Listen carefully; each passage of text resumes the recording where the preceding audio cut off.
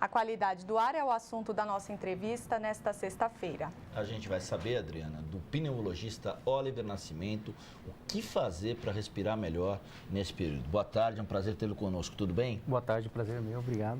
Como é que se resolve um impasse como esse? Muitos poluentes no dia a dia e aí todo esse desconforto que a gente viu, as pessoas falando que fazem exercício físico mais cedo e por aí vai. Então, são os cuidados gerais, como já foi mencionado. Tem que ter uma boa hidratação, evitar fazer exercícios físicos em horários que têm temperatura um pouco muito alta, né? E onde a umidade relativa do ar é mais alta também, como por exemplo o final da tarde ou o meio da tarde. Então são cuidados, infelizmente são somente cuidados que nós temos que evitar de se fazer no momento. Na verdade, umidade relativa do ar mais alta, quer dizer, na verdade o tempo mais seco no fim da tarde, ou não? Exatamente, o tempo mais cedo no fim da tarde. Isso. Agora, por que a baixa umidade relativa do ar favorece quadro de resfriados, viroses e alergias, etc? Porque as nossas vias aéreas, elas são muito sensíveis. Então, nós temos o aparelho respiratório todo preparado para umidificar e aquecer o ar até chegar nos alvéolos, que é a parte final dos pulmões, né, onde ocorre a respiração. Então, por exemplo, o nariz, a garganta, elas são úmidas para poder preparar o ar para chegar lá embaixo. Então, quando tem um ar muito seco, com a baixa umidade relativa do ar, né? Então o ar não consegue chegar totalmente preparado nas vias aéreas inferiores. Então, nesse momento, é onde se piora os sintomas de quem tem alguma doença ou você diminui a imunidade e predispõe a ter essas infecções. Agora, quem que sofre mais com um tempo seco?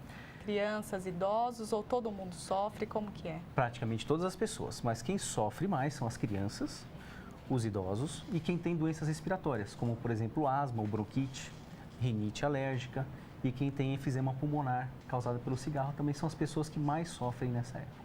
E a sensação de falta de ar muitas vezes é contínua, né? Para essas pessoas. Sem dúvida, porque nesse momento, como o ar não está bem preparado, acaba inflamando ou piorando as vias aéreas. Então a sensação de falta de ar relacionada à doença piora ainda mais. Comprar um nebulizador e em vez de usar água nele, usar soro dentro de casa, ajuda? Olha, o importante é umidificar. Então tem algumas pessoas que preferem usar a solução fisiológica, como é feito, por exemplo, em algumas inalações. Mas o que acontece? O soro fisiológico nada mais é do que uma pequena quantidade de sal que tem na água. Sim. Então é só um efeito tópico um pouco local, mas o importante é umidificar o ar. O que acontece é que a água geralmente é mais barata e mais fácil de ser conseguida. No entanto, os médicos recomendam muita cautela no uso sem prescrição de vasodilatadores. Sem dúvida. Então, o que é recomendado é sempre usar a toalha estendida, né, com a umidificada ou umidificador, porque seria o ideal, né? Mas a bacia no quarto? Ou bacia no quarto, então o importante é umidificar realmente o ar. Mas mesmo o umidificador, ele não causa outros problemas? Se ficar no ambiente fechado, nas paredes, enfim?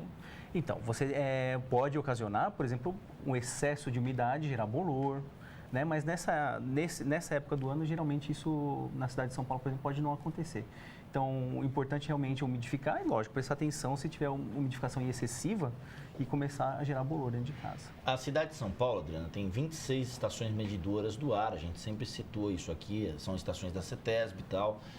Hoje, as 26 registram a qualidade do ar boa. A gente teve em alguns momentos... Mas na semana passada estavam péssimas, né? Muito ruim. Você lembra que a gente falou de Parelheiros, de quase Osasco? Todas, né? Muitas estações com ar ruim. E a gente tem uma pesquisa da Folha de São Paulo, na verdade não é da Folha de São Paulo, é do Instituto de Saúde e Sustentabilidade, que só 1,7% das cidades brasileiras vigiam a qualidade do ar. Nesse sentido, do ponto de vista de saúde pública, nós estamos pecando? Sim. O ideal é que todas as cidades tivessem um sistema de monitorização, principalmente onde tem maior concentração de pessoas. Então, nesses locais seria importante você informar a qualidade do ar, que vamos pensar, por exemplo, na cidade de São Paulo, na região do Ibirapuera, onde as pessoas vão fazer exercício físico, tudo. Você tendo um alerta de que a qualidade do ar não está boa, você evita de fazer exercício naquela região. Né? Ou então seria uma forma ideal de monitorizar as pessoas. Praticar a natação nesse momento atenua? Sim, a natação é um esporte que seria adequado nessa época, justamente pela melhor umidificação do ar no ambiente de piscinas e tudo, então seria melhor. Agora, tem alguma dica especial para a criança e para os idosos? Olha, a dica que sempre nós recomendamos é manter-se bem hidratado, então não esperar ter sede para tomar água. Então, sempre manter o corpo hidratado, ter a rotina de ingerir uma quantidade de água para adultos, em torno de 2 litros de água ao dia. Né?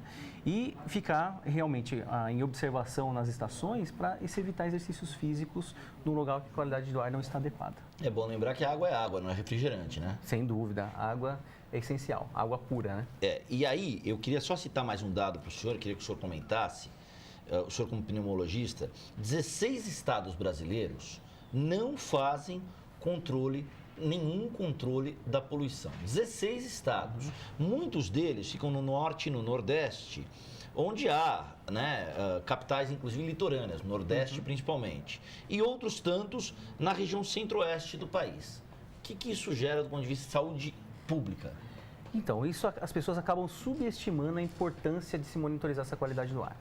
Por exemplo, nós temos estudos aqui no estado de São Paulo, que é um dos estados mais desenvolvidos nessa monitorização, em que regiões em que, por exemplo, havia queima de cana-de-açúcar, principalmente no interior do estado, tem maior índice de internação de pessoas com doenças respiratórias. Então, a queimada, a má qualidade do ar, então isso prevalece ou favorece a ter internações e pior, da qualidade de vida.